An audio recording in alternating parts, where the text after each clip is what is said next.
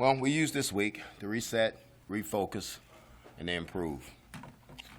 As we get back into Big Ten play, our kids got to look at this as a fresh start. As just a brand new start in Big Ten play. It'll be our second Big Ten football game. Indiana on offense presents a lot of problems. They had 104 snaps versus Cincy last week. They snap it faster than third fastest team in the country snapping the ball. So it's going to present a problem for our defense. But at the end of the day, it's homecoming. It's a night game.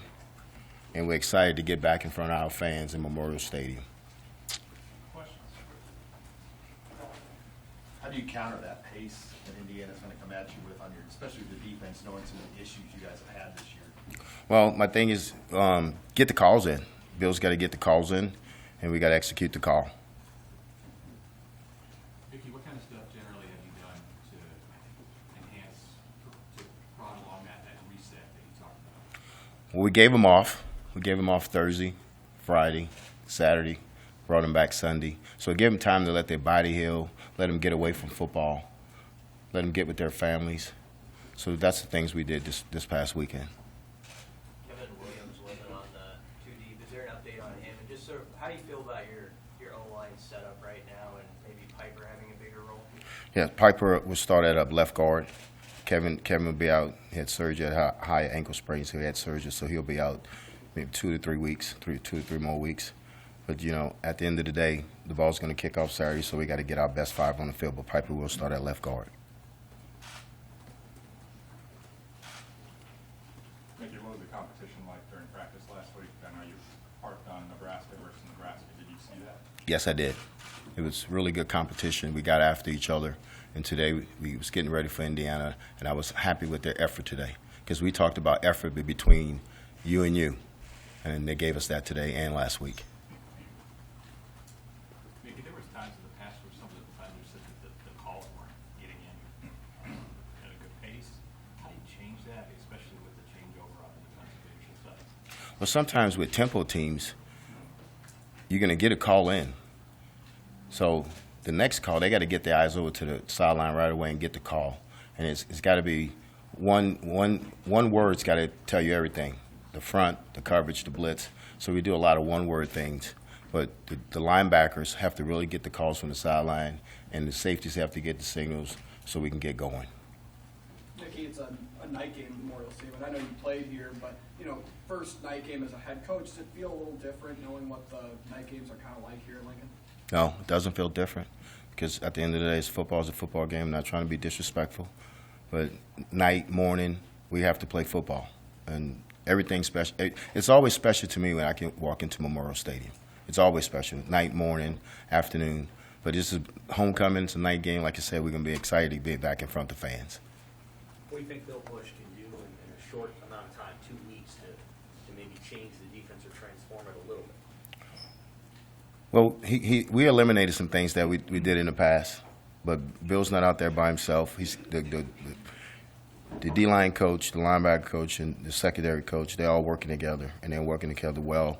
I told those guys yesterday how I appreciate them jumping on board. So they've been meshing, and sometimes it's hard to do that, but they've been meshing. But Bill's sharp.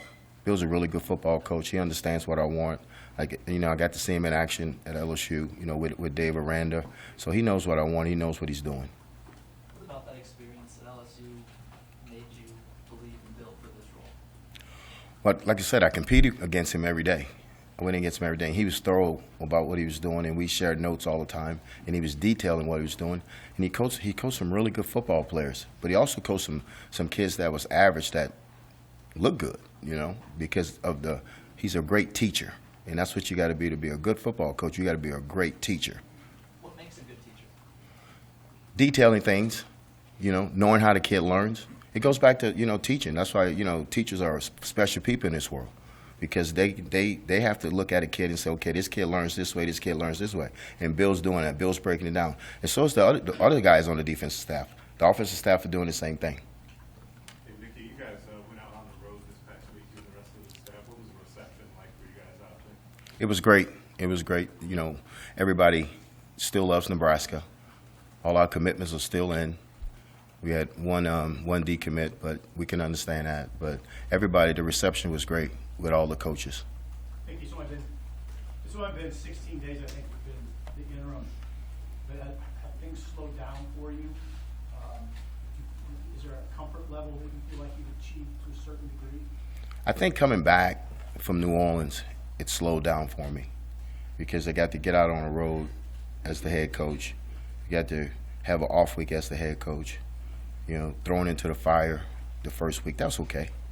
That happens. That happens. And you just got to bow your neck and get going. But it has. It slowed down for me, and I had to do that. I had to sit back and just think about things and slow it down myself, and I did that. How was that reception for you, and what was that experience like getting back home first time in this role? I know you're here for business, but did you get to see some friends and family too? Yes, saw my dad, but everybody wants a job. Everybody wants a job. Everybody had answers. So, you know, it was good to see old friends. It was good to see old coaches, but everybody had all the answers, and everybody wanted jobs. So, straight, typical New Orleans. How do you feel about your running backs, Mickey? I mean, you mentioned the A.J. Allen injury last week, but Gabe Erman stepping into a bigger role. What do you feel about that group now going forward? Well, you know how we feel about A.G. Grant's a really good player and real confident in Gabe. Gabe ran the ball well at the end of the game against OU. Let me tell you about Gabe. Gabe's a high character kid. When things didn't go his way, he didn't sit on the sideline and pout. He bowed his neck. He waited until he got his opportunity, and he took advantage of it. So we have a lot of confidence in Gabe. Mickey, what's been the most difficult part about taking over as interim coach so far? Just learning, you know, thanks to Andrew and my crew over there, and just learning everything, just kind of taking everything in. It's a lot to do. Like, I don't really enjoy this, I really don't, to tell you the truth. I'm not that type of dude that want to be in front of the cameras all the time, but that's what the job brings. So I have to do it, but I got to depend on my guys, Keith and everybody, and Matt to help me with this, and I'm always open. The people that help me the most are the players, because they're bought in and no resistance. They're bought into what we're trying to do. But it wasn't easy. It's not easy. You mentioned last week about maybe over the course of the week there'd be some younger guys who surfaced. Are there some guys you would even feel comfortable mentioning who you think are on the cusp of helping you that haven't been in main roles yet? Or how do you feel that's happening as far as depth with the younger guys? Well, we got some younger guys that we want to look at. Malcolm's one of them. Malcolm's going to play some corner. Gold's going to play some safety. We're trying to find our best 11 guys and get them on the field. And, so we got to find those guys. And so we're going to go through those young kids and see if they can get it done. And if they can get it done, we'll give them some reps on Saturday. But they've been great today and last week. They've been great. What's your message to young guys, like in their first year of college football in the portal era, to stay with it, to stay patient? What do you tell those guys? Well, you got to keep encouraging them, and you got to let them know when their time comes that they got to be ready to go.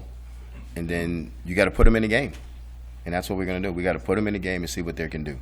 But you're right. You have to recruit. You have to recruit your team right now with the portal.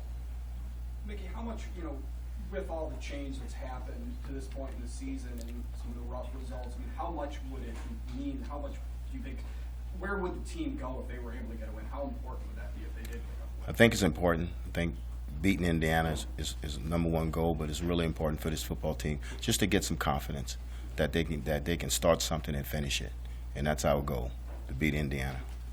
Hey, Mickey, where is Ernest Hausman at in the conversation? I don't think I saw him on the depth chart yesterday. Is he still in the mix at linebacker, or is he just going to be more special teams? He's going to be both, but he's still in the mix. He's still in the mix at linebacker also. Where does he need to come the furthest to kind of get back up there?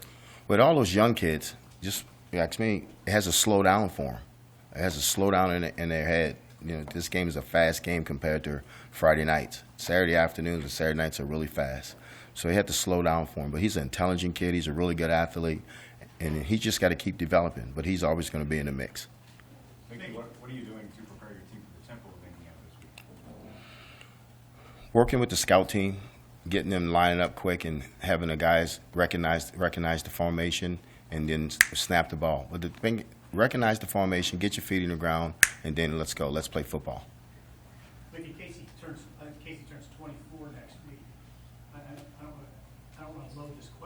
too much, but how much does it help your nerves to have a veteran guy at that position? Casey's 24. No, Man, I've been knowing Casey for since he's a baby, but it's good. It's good. It's a veteran. I mean, it was back in the old Nebraska days when you had all those fifth-year seniors out there and everybody was 24 years old. So that's okay because it's no rush to get out there in the roar. I know in the NFL says, oh, we want them to be young, but usually those young kids going in, they're not mature enough. But I didn't know Casey was going to be 24. I thought he was younger than that. But it's good to have a veteran quarterback at 24. That's old. Mickey, how have you seen the defensive guys respond to Bill Bush's coaching style and some changes that were made as well? Have they been receptive, and how they're trying to react to some of those? They've been receptive because we talked to them about Sunday, about team unity, about being one, and everybody to do their job. But they've been very receptive with what's going on. Like I said, the kids been great. The kids have bought in. They've been great. But everything that they've been through, they've been great. They haven't blanked. They're moving forward. How much more in the last month communication have you had with Trev, and how much is he a sounding board for when you want to vent? Well, we talk, just the normal talk like before I took this job. We meet on Sundays, but we don't talk every day. I talk to my brothers every day. I don't talk to people every day. Mickey, the offense took a step back in the last game. What do you want to see over the next 5 days before the Indiana game get back on there? We want to be more consistent. We want to keep the drives going. We got to be better on third downs, and we talked about that. Whip understands that, but I'm sure that the kids, they understand it also. But I'm sure that we'll be better Saturday. How do you get kick and punt returns going? We gotta hold up. You're talking about the Charlie unit, the punt return unit. We got to hold up on the outside, and we got to force the return. We got to force the return. We're looking for one of those special teams to make a big play this week. We need one of them to make a big play, and we challenged them with that. Mickey, you have sort of this national coaching search sort of background of this season. Did you address with the guys at all at any point, like, hey, you guys are going to have some distractions, you might see a bunch of rumors? I mean, how did you address that if you did? Well, we always talk about blocking out the noise. So we're not going to worry about who the search firm's talking to because, like I said before, Nebraska deserves to have a national search. And like our interviews right now, the next 8 games, that's your interview. So we can't do anything about that. And we also talk to them, control what you can control. We can't control that. So we're going to block out the noise and we're going to focus on Indiana. Coach, you've changed your practice schedule, you've changed how you practice, you've changed your mentality in terms of how you practice. Have you seen improvements in these last couple of weeks compared to the weeks prior to before you made all that change in practice? Yes, tremendous improvement. They're flying around, they're thudding up, tremendous improvement. Like I said, they bought in. What does Omar Brown bring to that nickel spot that's going to be a little different than what you would have been asked to do as more of a DB? Well, he's a kid. He's very athletic. We wanted to get him closer to the ball. We like his coverage skills because at safety, you got to be a combination of a linebacker and a corner. And the nickel, you got to be the same. And we like his covering skill, covering slots. We also know that he'll stick his face in the fan and make tackles already. But he's very athletic, and we wanted to get him closer to the ball. Couple more, Coach, if there are. Coach, what'd you do Saturday? Did you watch some college football? And did anything stand out? No, I watched college football. No, I was recruiting. I was at a 9 o'clock practice.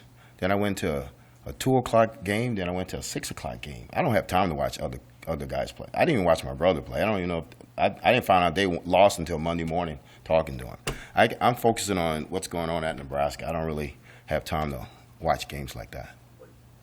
What intrigues you, and Coach Bush will talk in tomorrow about Hart, because he hadn't played much until now he's on Sunday at the depth chart. What intrigues you about him? Malcolm's a go-getter. He's a tough kid from Mississippi that don't blink. It's not too big for him. He was a really good player coming out of high school. And like I said, he's a smart kid. We just got to get him reps. But he deserves to get in there and have a chance to play. He was kind of a late bloomer. This was the way that Nebraska's coaches described it. Was he on LSU's radar at all, or did that happen late, or not really? No, I don't think he was on LSU radar. But when I left LSU, I didn't know who they were recruiting, and I didn't care who they were recruiting. Anything else for Coach? All right. Thank you, guys.